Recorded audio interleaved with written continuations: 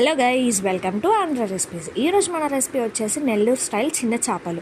వీటికి 1 కేజీ చిన్న చేపలు తీసుకొని 2 పెద్ద సైజు ఉల్లిపాయలు కోసుకొని చిన్నగా తరిగించుకున్నవి, 5 పచ్చిమిరపకాయలు పొడుగ్గా కోసుకోవాలి. చేపల కర్రీకి పొడుగ్గా పచ్చిమిరపకాయలు కోసుకుంటే బాగుంటుంది. అలానే పుల్లటి మామిడికాయ, చిన్న మామిడికాయని కోసుకొని అలా వేసుకోవాలి.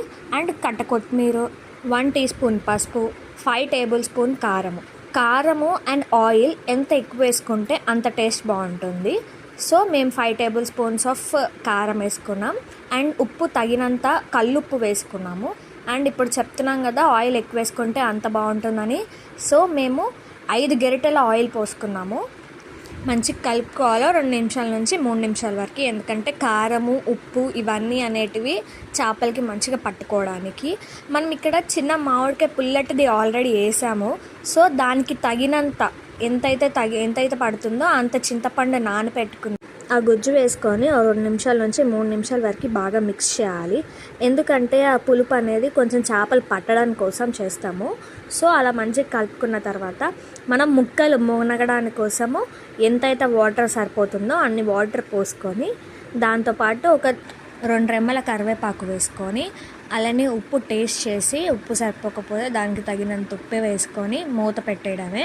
ఒక 10 నుంచి 20 నిమిషాల వరకు కుక్ చేసుకోవాలి. దాని తర్వాత ఒకసారి తీసి చూసుకుంటే ఇట్లా మనం వాటర్ అనేవి బాయిల్ అవుతూ ఉంటాయి. సో దానికి గెంటి పెట్టకుండా మసిగుడ్డతోనే ఒకసారి అలా తిప్పేస్తే సరిపోతుంది. ఇక మళ్ళీ మూత పెట్టేసుకొని ఒక 10 నిమిషాల వరకు కుక్ చేసుకోవాలి.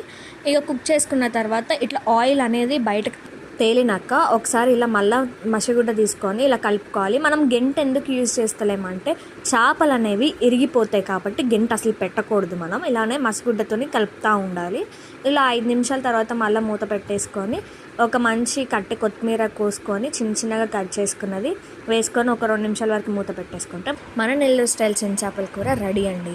దీని వేడివేడి అన్నంలో ఒక మామిడికాయ బద్ద, పచ్చిమిరపకాయ, చిన్న చేపలు వేసుకొని తింటే కిరాకు ఉంటుంది. ఒకసారి మీరు కూడా ట్రై చేయండి. నెల్లూరు సైడ్ ఇది ఎందుకు అంత ఫేమస్ అయిందంటే వీళ్ళు చేసే విధానము అండ్ ఇలా దీంట్లో వాడే రెసిపీస్ అన్నీ కొంచెం మంచిగా ఉంటాయండి, యూనిక్గా. సో మీరు ట్రై చేసి నాకు కామెంట్ చేయండి, లైక్ చేయండి, సబ్స్క్రైబ్ చేయండి. ఉంటాం. మళ్ళా బాయ్.